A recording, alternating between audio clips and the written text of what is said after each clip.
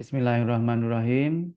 Rekan-rekan sekalian, kita akan mulai perkuliahan ini ya, di mana pada perkuliahan minggu ke-14 ini kita akan membahas tentang hidrologi danau yang kedua ya. Kemarin di minggu ke-12 ke-12 ya, kita sudah mempelajari tentang hidrologi danau yang pertama gitu ya. Kemudian di minggu yang ke-14 ini, seperti biasanya, kita akan mulai dengan course learning outcome-nya. Yang pertama bahwa setelah perkuliahan ini, mahasiswa nanti mampu untuk menjelaskan tentang zonasi perairan pada danau. Kemudian yang kedua, nanti mahasiswa diharapkan mampu memahami gerakan-gerakan yang ada di dalam danau, ya, macam-macamnya apa begitu. Kemudian berikutnya mahasiswa mampu memahami permasalahan ekosistem yang ada di dalam danau gitu. Sebentar ini. Oke. Kemudian di minggu ke-14 ini sebenarnya kan dilakukan secara asinkron ya. Tapi di kelas kita tetap dilaksanakan secara sinkron online begitu. Dan rekan-rekan dapat mendownload bahan bacaan ya seperti yang sudah saya sampaikan juga di grup WhatsApp perkuliahan kita, dan rekan-rekan juga bisa mendownload dari akun simpan UGM saya. Ini ada buku hidrologi ya, nanti dibaca pada bab hidrologi danau yang kedua gitu ya. Kemudian pada pertemuan ini nanti di akhir perkuliahan ada tugas yang harus Anda selesaikan begitu. Nah, kalau lihat apa namanya timeline kita kan nanti setelah minggu ke-14 ini kemudian ada minggu tenang ya, kemudian akan dilanjutkan KKL 1 gitu ya. Kemudian nanti baru UAS ya. Nah, kemudian beberapa referensi ini nanti bisa di download ya, nanti kita sampaikan di grup WhatsApp buku-bukunya ya. Dan rekan-rekan juga bisa cek di perpustakaan Fakultas Geografi. Rekan-rekan bisa mempelajari ya, terutama buku yang paling kanan ya, The Lake Handbook ya. Ini bagus ya untuk Anda pelajari ya. Paling tidak Anda membaca salah satu dari 4 buku yang kita sajikan ini. Jadi Anda nanti bisa mempelajari tentang limnologi ya. Meskipun yang kita pelajari secara spesifik pada mata kuliah ini hanya pada hidrologi danau. Baik, yang pertama kita mempelajari tentang zonasi perairan danau ya. Berdasarkan strata suhu ya, kemarin kita sampaikan bahwa apa yang dimaksud dengan danau ya, diantaranya yang menjadi syarat satu detention storage atau simpanan air permukaan di permukaan bumi itu disebut sebagai danau adalah adanya stratifikasi suhu ya. Nah, kalau berdasarkan stratifikasi suhu itu tubuh danau bisa dibagi menjadi 3 ya. Nah, yang pertama epilimnion ya, kemudian thermoklin dan hipolimnion ya. Ada 3 hal itu. Nah, epilimnion ini merupakan lapisan bagian paling atas ya dari perairan danau ya. Lapisan ini merupakan bagian yang hangat dari kolom air dengan keadaan suhu yang relatif konstan. Perubahan suhu secara vertikal sangat kecil ya, secara vertikal ya. Itu sangat kecil. Seluruh massa air pada lapisan ini dapat bercampur dengan baik akibat dari pengaruh angin dan gelombang ya, karena berada pada bagian permukaan maka bagian ini ya terpengaruh oleh angin yang berhembus di atas permukaan danau dan juga terkait dengan gelombang yang terbentuk. Kemarin kita sampaikan juga bahwa syarat disebut danau ya diantaranya adalah terbentuknya gelombang di permukaan. Nah, kalau rekan-rekan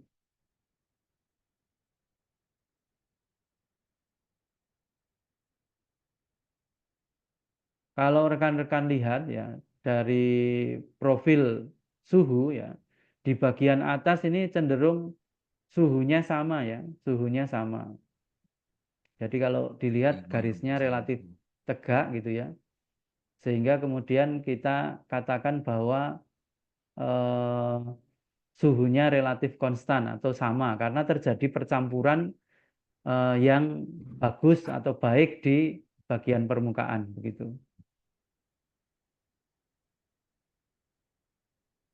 Nah, kemudian yang kedua adalah metalimnion ya atau sering disebut juga termoklin di bagian tengah ya. Lapisan ini berada di bawah lapisan epilimnion atau berada di bagian tengah ya.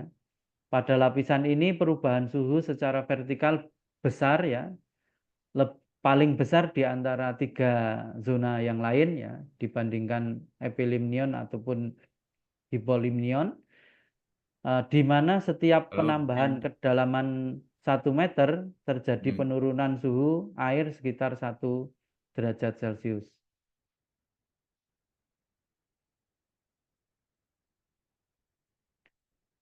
Kemudian yang ketiga adalah hipolimnion ya, adalah lapisan paling dalam dari perairan danau ya. Jadi paling bawah posisinya ya. Lapisan ini terletak di bawah lapisan termoklin. Jadi berada pada posisi yang paling bawah setelah epilimnion dan metalimnion ya. Lapisan suhu ya, lapisan ini mempunyai suhu yang lebih dingin dan perbedaan suhu vertikalnya relatif kecil ya. Massa airnya stagnan dan tidak mengalami percampuran serta memiliki kekentalan atau viskositas yang lebih besar.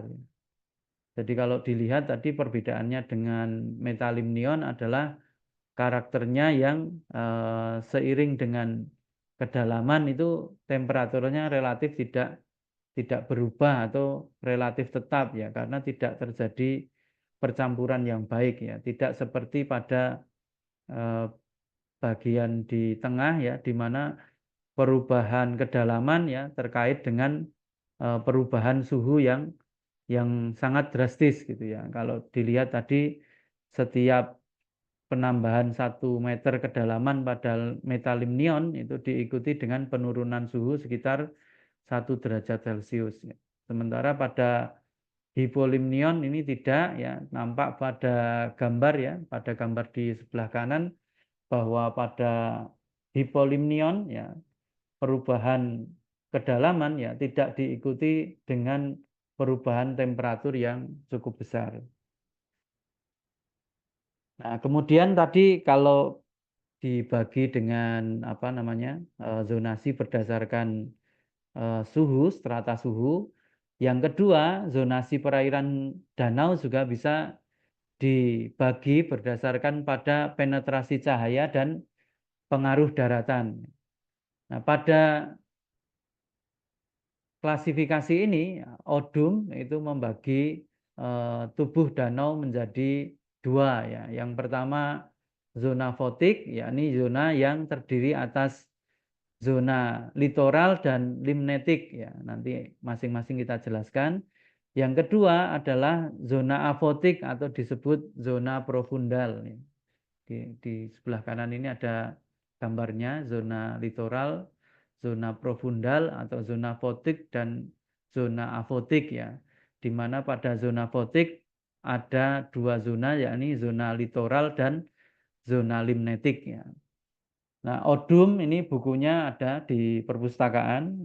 Rekan-rekan nanti bisa melihat baik yang versi bahasa Inggris atau versi bahasa Indonesia yang diterbitkan oleh Gajah Mada University Press. Jadi ada versi bahasa Indonesianya.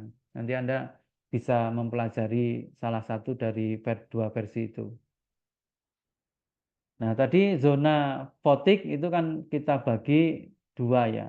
Nah, zona fotik ini zona pada bagian permukaan danau sampai pada kedalaman yang memungkinkan cahaya dapat masuk dan cukup untuk proses fotosintesis ya. Jadi batasannya adalah terkait dengan seberapa jauh ya cahaya bisa masuk ke dalam tubuh perairan. Kemudian zona afotik adalah zona yang karena kedalamannya cahaya tidak bisa menembus atau zona tersebut ya itu tidak tertembus oleh cahaya.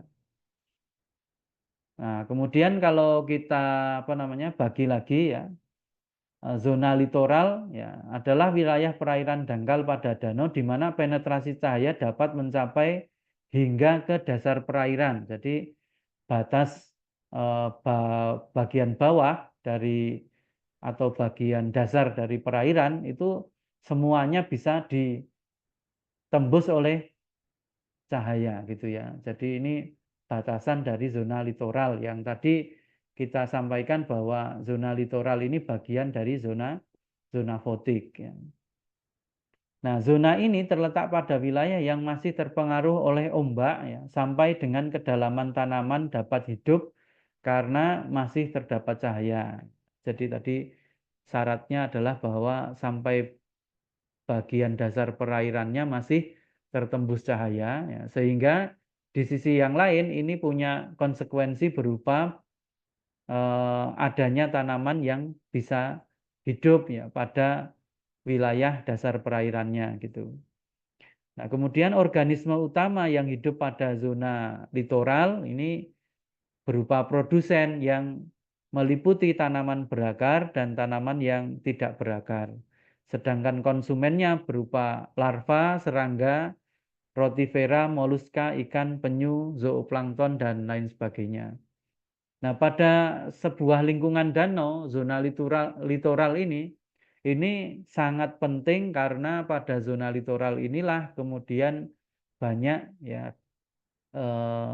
hewan-hewan yang kemudian berkembang biak di sana. Jadi pada zona litoral ini ya ini banyak sekali ya hewan-hewan yang kemudian berkembang biak dan menentukan biodiversitas yang ada di dalam danau. Ya, kadang-kadang disebut juga sebagai produktivitas danau. Jadi yang paling menentukan produktivitas danau adalah salah satunya adalah zona litoral ini. Semakin luas zona litoralnya, maka produktivitas danaunya akan semakin tinggi. Ya. Contoh di Indonesia yang zona litoralnya ini cukup luas adalah Danau Tempe ya di Sulawesi, di mana karena proses pendangkalan ya justru sebagian besar tubuh danaunya itu menjadi zona litoral yang sangat produktif sehingga kaya dengan ikan gitu ya. Nah, pada danau-danau yang tidak memiliki zona litoral ya atau zona litoralnya sangat sempit karena proses terbentuknya berupa misalnya karena vulkanik ya, misalnya kawah ya, danau kawah atau karena tektonik ya, karena tektonik kemudian tubuh danaunya menjadi sangat dalam gitu ya.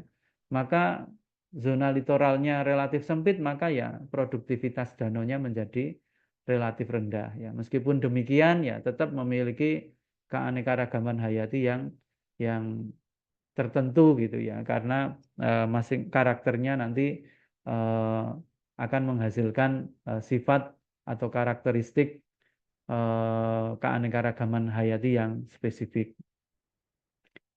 Nah, yang kedua yang zona fotik ya itu yang kedua adalah zona lemnitik ya. Tadi zona fotik yang pertama atau zona yang tertembus cahaya itu yang pertama adalah zona litoral, yang kedua adalah zona lemnitik atau pada beberapa referensi yang lain disebut sebagai zona pelagik ya.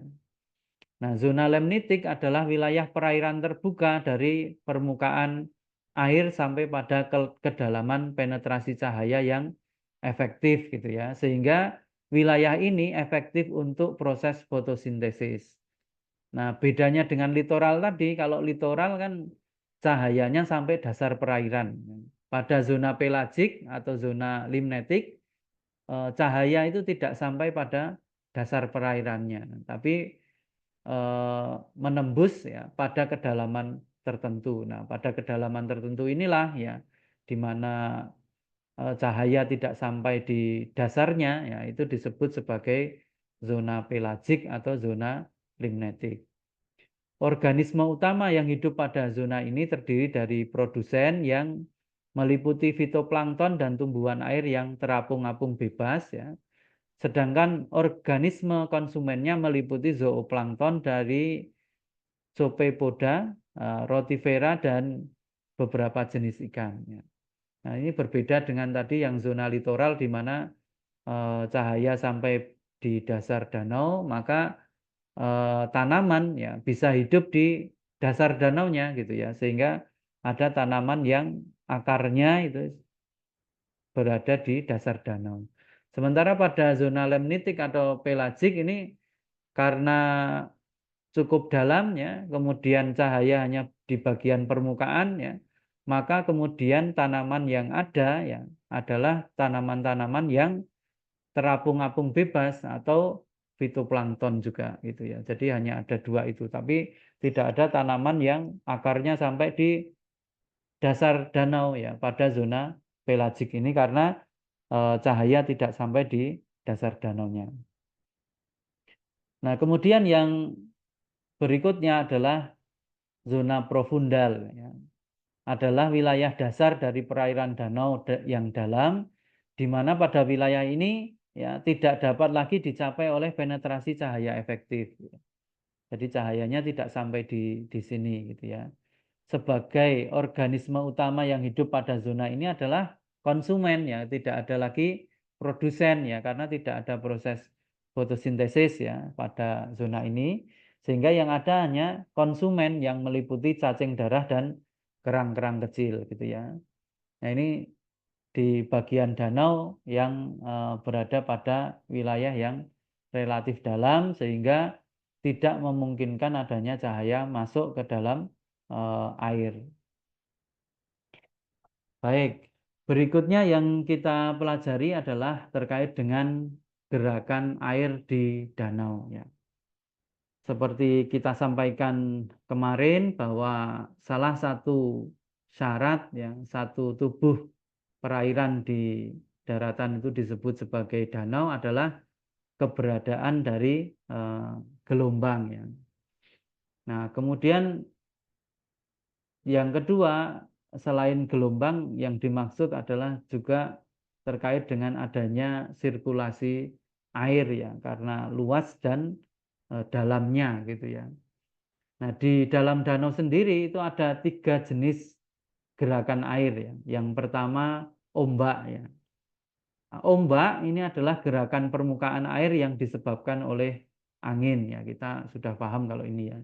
Sudah sering lihat dan kalau Anda misalnya ke danau-danau yang cukup besar ya, ini ombaknya bisa sangat besar juga gitu ya.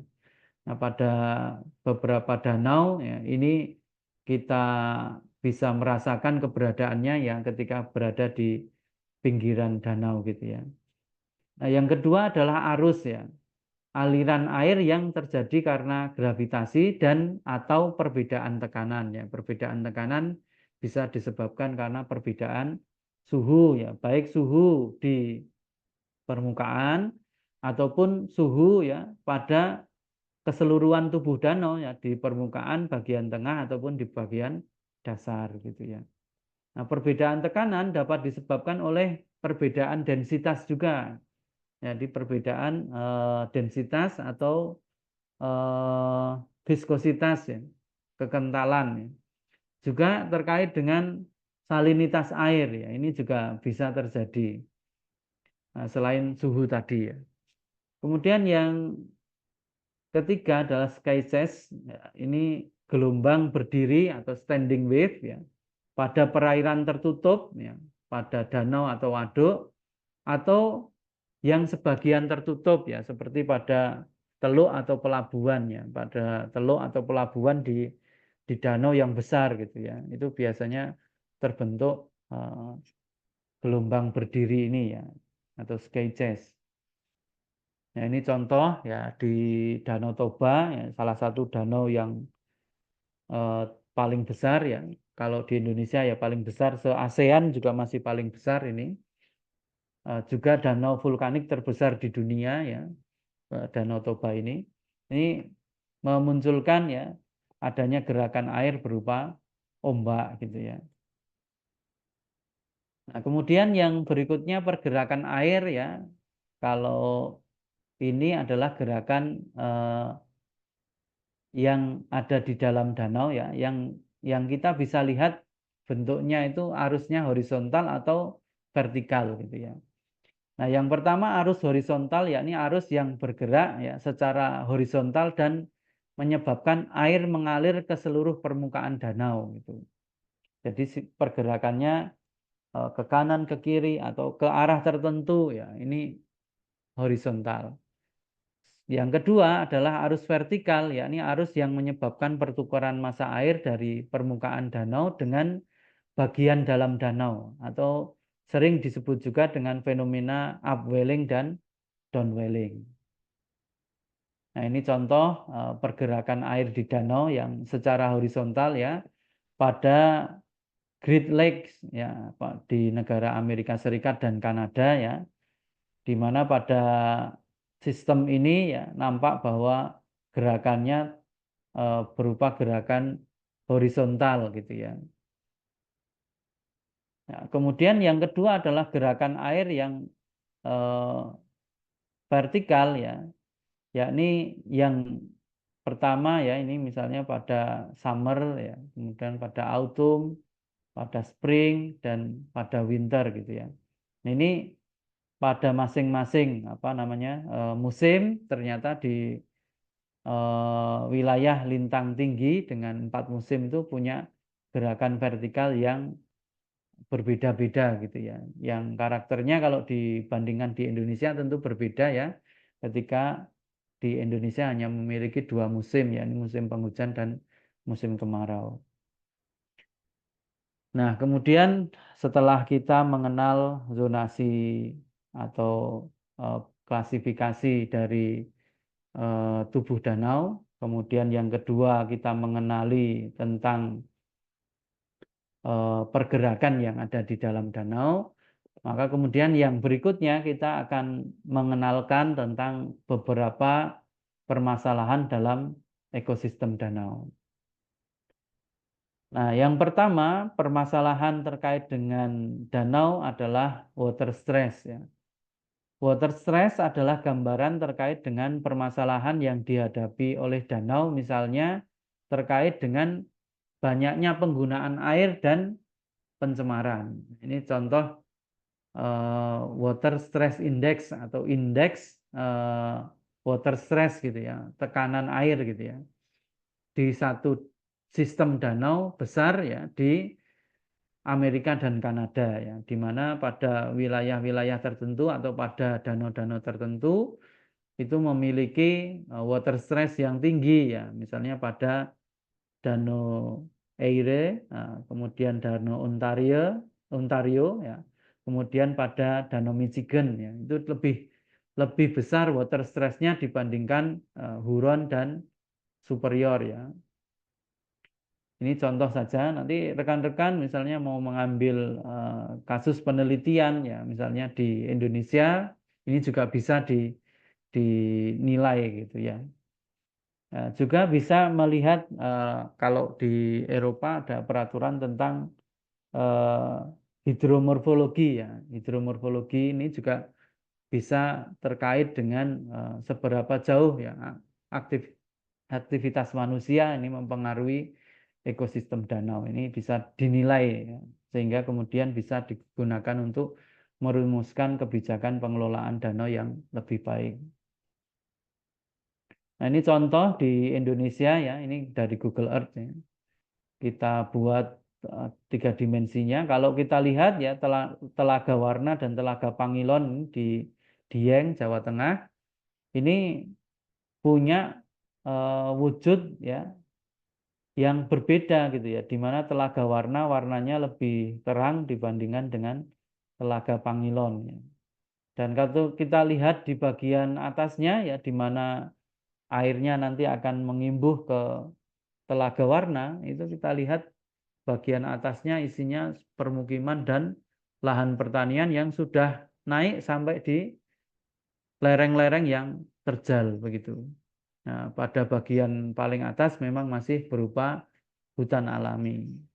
Ya, meskipun kedua telaga ini tidak digunakan sebagai sumber air minum, ya, tetapi kedua telaga ini juga digunakan untuk agriculture atau untuk pertanian, ya. Dan permasalahan terkait dengan pendangkalan, ya, di dataran tinggi Dieng ini menjadi isu lingkungan yang cukup mendapat perhatian gitu ya, karena eh, kecepatan pendangkalannya yang lumayan besar gitu ya. Contoh yang lain ini penelitian di Telaga Warna oleh dan Telaga Pengilon oleh Profesor Sudarmaji, ya.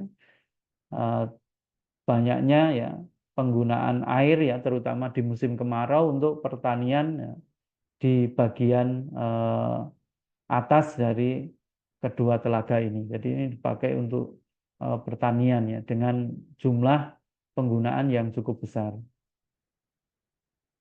Kemudian ini juga Danau Aral ya di Rusia, ya, di Rusia, di mana eh, Danau Aral ini mulai mengalami kekeringan, ya, karena pada bagian hulunya digunakan untuk industri dan pertanian, ya, sehingga kemudian danaunya menjadi kering, kemudian muncul ya dataran garam, ya, sehingga airnya juga menjadi asin dan seterusnya. Ini masalah-masalah yang timbul karena water stress yang tinggi gitu ya. Nah, kemudian yang kedua, permasalahan danau ya di seluruh dunia ini terkait dengan konflik kepentingan, ya, di mana konflik kepentingan terjadi karena kurang koordinasinya beberapa instansi ya, pemerintahan dan masyarakat dalam mengelola danau secara bersama-sama. Ya, misalnya terkait dengan pembagian penggunaan air, penggunaan ruang, dan lain sebagainya begitu ya. Karena pengelolaan danau ini melibatkan banyak sektor ya, misalnya terkait dengan tata ruang, terkait dengan kehutanan ya, terkait dengan minerba ya, terkait dengan penggunaan air ya, sumber daya air, nah, terkait juga dengan budaya, kemudian terkait dengan adat dan sebagainya ya. Dan bahkan kadang-kadang satu danau ya ini meliputi beberapa wilayah administratif ya, baik kabupaten, eh, kemudian provinsi atau bahkan negara ya, seperti tadi di sistem Great Lakes ya di Kanada dan Amerika Serikat ya. Nah, pengelolaan sumber daya air di Danau Maninjau ya menjadi tanggung jawab dari Kementerian PUPR ya, pengelolaan DAS menjadi kewenangan dari KLHK ya. Sekarang Kementerian Lingkungan Hidup ya. Kemudian ada juga Kementerian Kehutanan ya dan Kementerian Pariwisata ya.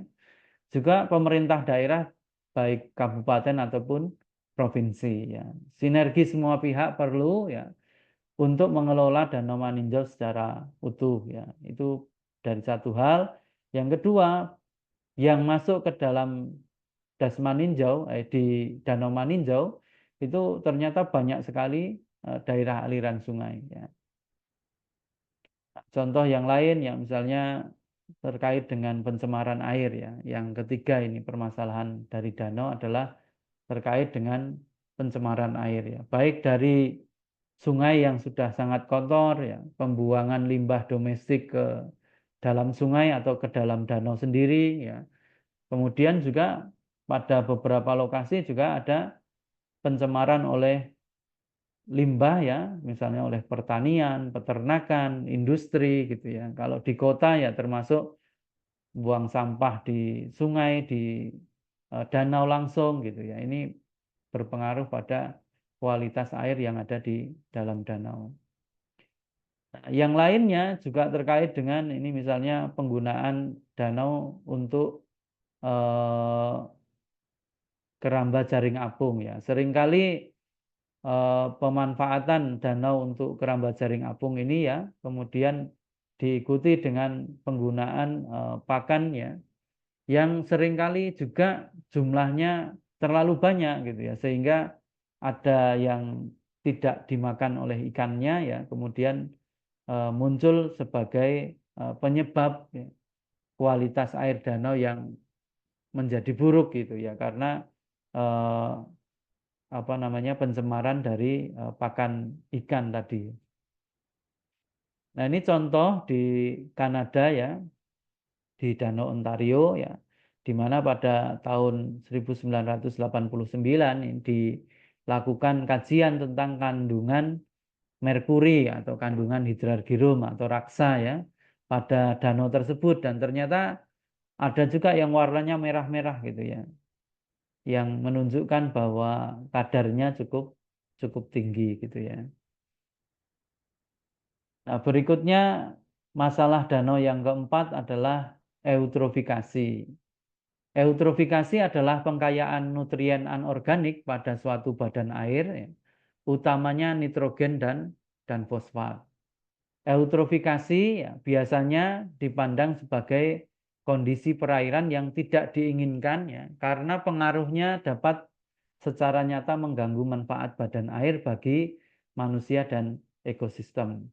Oleh karenanya eutrofikasi ya juga dipandang sebagai pencemaran lingkungan ya. Ini karena penggunaan misalnya pupuk yang berlebihan misalnya, ini bisa menyebabkan terjadinya pengayaan nitrogen dan fosfat yang kemudian diikuti dengan pertumbuhan ya organisme tertentu ya, ya, sehingga kemudian ya nampak hijau seperti ini. Jadi terlalu subur gitu ya. Tapi kemudian dengan adanya eutrofikasi ini kemudian ya kadar oksigennya menjadi rendah, kemudian banyak hewan-hewan ya atau tumbuhan ya kemudian mati ya. Nah, ini dampak dari eutrofikasi ya. Misalnya penggunaan pupuk yang berlebihan, kemudian masuknya limbah domestik ke dalam perairan, ini bisa menyebabkan terjadinya eutrofikasi.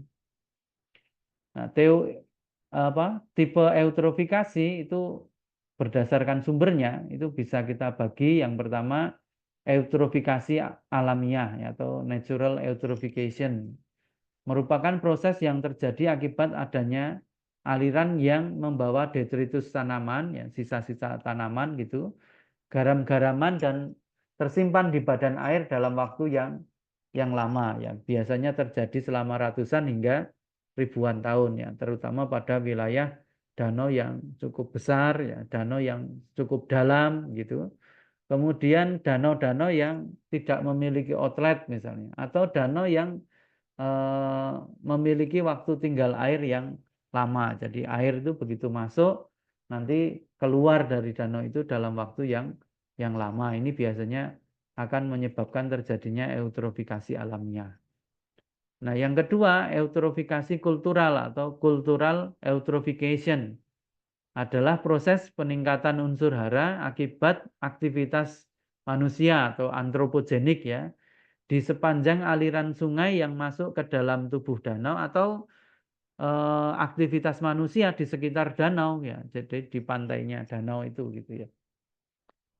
Yang sifatnya, kalau yang eutrofikasi kultural ini sifatnya singkat gitu ya, cepat gitu, tidak seperti eutrofikasi alamiah. Ini contoh eutrofikasi ya yang terjadi di eh, rawapening ya, yang kemudian juga diikuti dengan tumbuhnya eceng gondok ya, yang tersebar cukup luas. Nah, ini insya Allah nanti di KKL 1 rekan-rekan akan berkunjung ke rawapening ini. Nah, dampaknya apa? Dampaknya yang pertama perubahan biota dominan akibat banyaknya nutrien tertentu. Tadi terutama terkait dengan kandungan nitrat dan fosfat yang meningkat. Yang kedua, biomasa tumbuhan dan hewan meningkat. Ya. Nah, kemudian peningkatan turbiditas ya, atau kekeruhan ya, dan sedimentasi. Yang berikutnya lagi memperpendek usia atau umur danau ya. Jadi menyebabkan terjadinya proses pendangkalan ya yang kemudian menyebabkan ya danau menjadi sangat cepat untuk berubah lingkungannya menjadi bukan danau lagi ya karena menjadi dangkal kemudian tidak terbentuk strata suhu kemudian menyempit ya sehingga tidak terbentuk apa namanya gelombang dan sebagainya. Kemudian bisa menimbulkan terjadinya kondisi anoksik ya di mana ada kondisi yang keadaannya itu tanpa oksigen sehingga menyebabkan terjadinya kematian banyak biota gitu ya.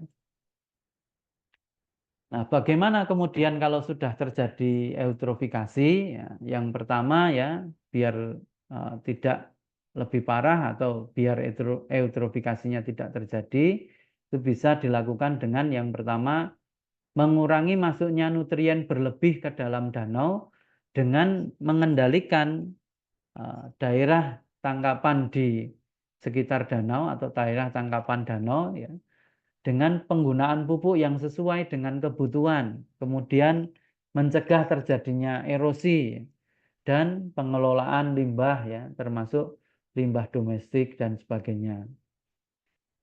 Yang kedua, manipulasi perairan di dalam badan air danau seperti pembuatan saluran pengelak untuk sungai yang masuk ke waduk ya. Contohnya misalnya Waduk Gajah Mungkur itu membuat saluran pengelak ya. Jadi sungai Kaduan ya, Sungai Keduang itu, Keduang ya, itu dibuatkan saluran sendiri sehingga tidak lagi masuk ke dalam danau ya.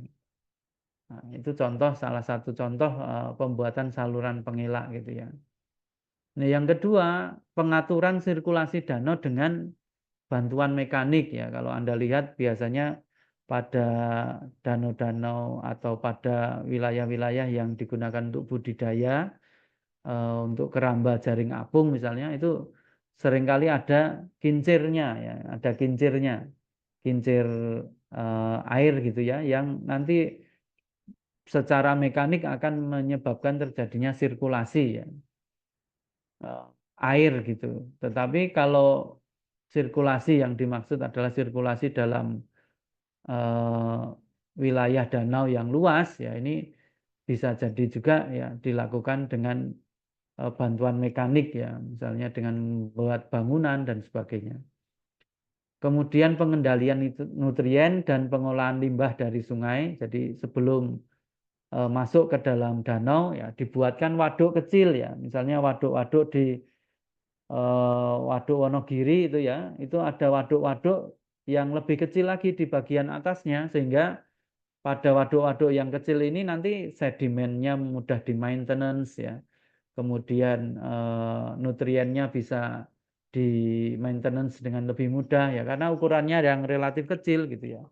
Nah, jadi dibuatkan waduk-waduk pada sungai-sungai yang masuk ke dalam danau. Jadi di bagian atasnya dibuatkan waduk-waduk kecil ya. Seperti kalau di Waduk Gajah Mungkur Wonogiri itu dibuatkan waduk seperti Waduk Song Putri, kemudian Waduk Parangjoho gitu ya. Jadi di bagian atas dari Waduk Gajah Mungkur tadi sudah dibuat waduk-waduk dulu yang ukurannya relatif kecil dan mudah dikelola gitu. Kemudian berikutnya adalah terkait dengan pengolahan atau penggunaan senyawa flokulan atau ini nanti menyebabkan apa menjadi padatan gitu ya, pencemar menjadi padatan dan juga yang terakhir juga bisa dilakukan dengan pengerukan sedimen dasar ya, biasanya dengan kapal ya, kemudian dikeruk bagian sedimen dasarnya. Nah, yang ketiga itu juga bisa pengelolaan eutrifikasi ini dilakukan dengan manipulasi biologis atau biomanipulasi dengan budidaya alga komersial ya, budidaya makrofita, hidrofita air dan pembudidayaan ikan yang memakan alga yang tadi dipakai untuk biomanipulasi. Nah, berikutnya adalah permasalahan yang terjadi di perairan danau adalah terkait dengan fenomena upwelling ya. Fenomena upwelling ini adalah aliran air ya yang mengangkat bagian dasar dari danau ya di lingkungan yang anoksik ya ke atas ya, yang menyebabkan bagian atas ini kemudian mendapatkan karakter-karakter yang ada di dalam area yang sifatnya anoksik ya. Misalnya kandungan nutrien yang banyak, kandungan bahan organik yang tinggi ya, suhu yang relatif dingin, kemudian juga terjadi juga berupa kadar oksigen yang rendah. Hal ini nanti menyebabkan terjadinya kematian banyak hewan dan tumbuhan di bagian atas atau di bagian epilimnion ya. Nah, ini terjadi karena apa? Karena pada bagian atas ya yang terkena sinar matahari dengan intensitas yang tinggi terutama pada musim kemarau ya. Ini kemudian menyebabkan wilayah bagian bawah ini akan mengalir ke atas karena perbedaan suhu, perbedaan tekanan ya, perbedaan densitas yang tinggi.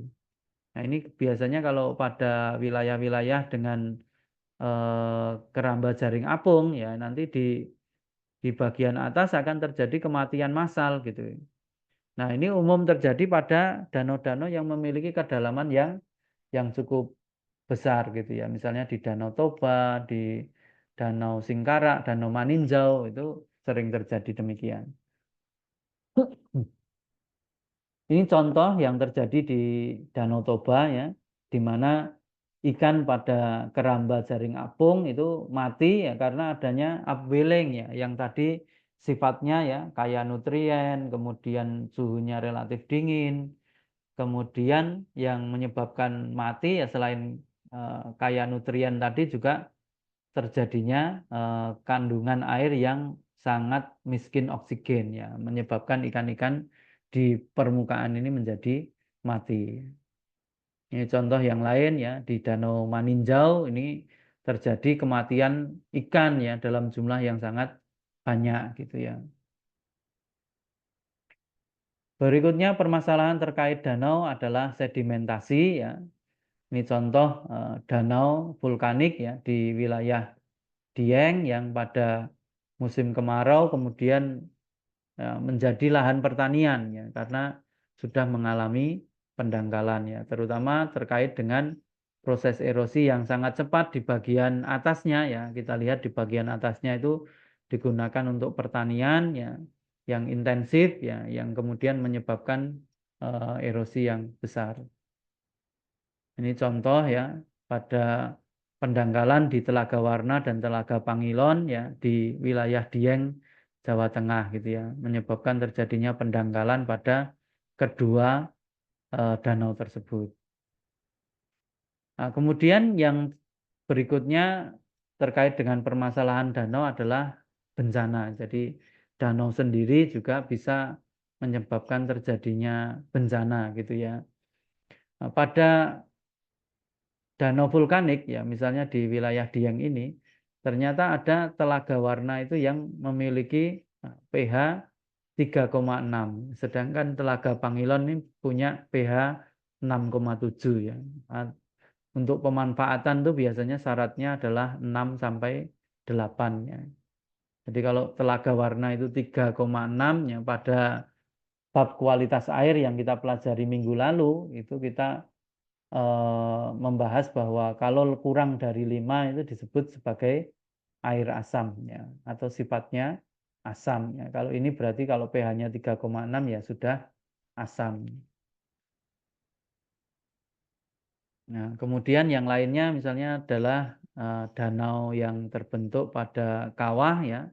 Ini juga menyimpan bahaya tersendiri gitu ya.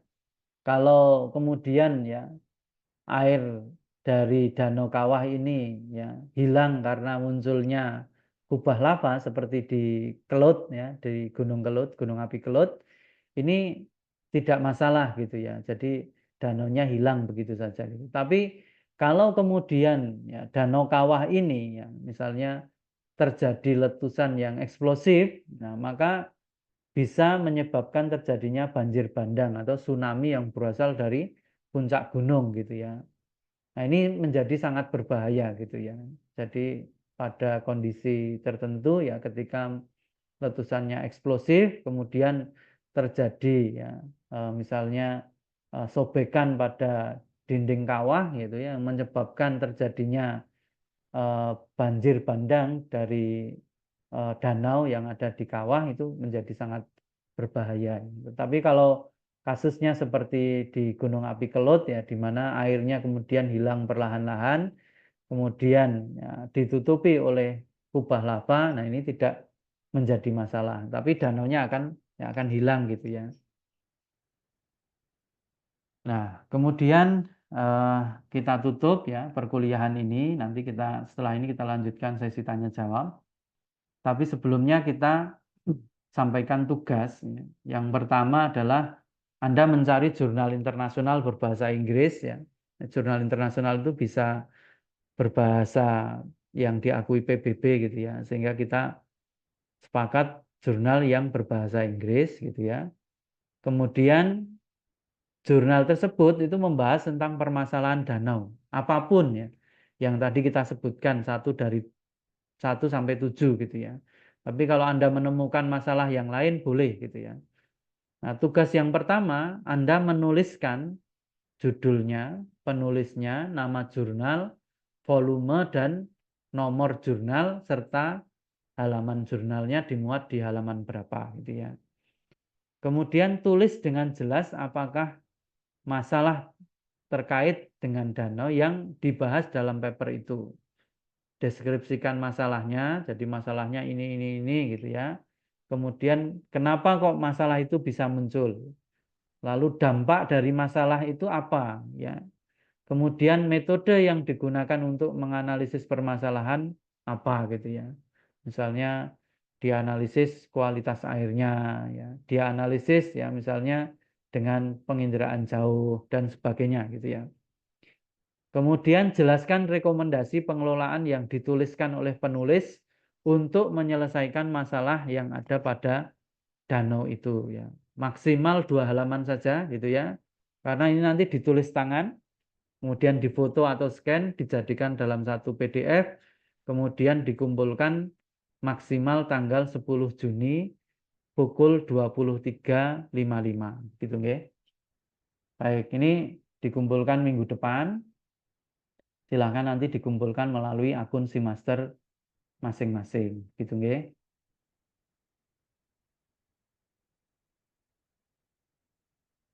Baik, kita akhiri rekaman ini ya. Nanti kita lanjutkan dengan sesi tanya jawab.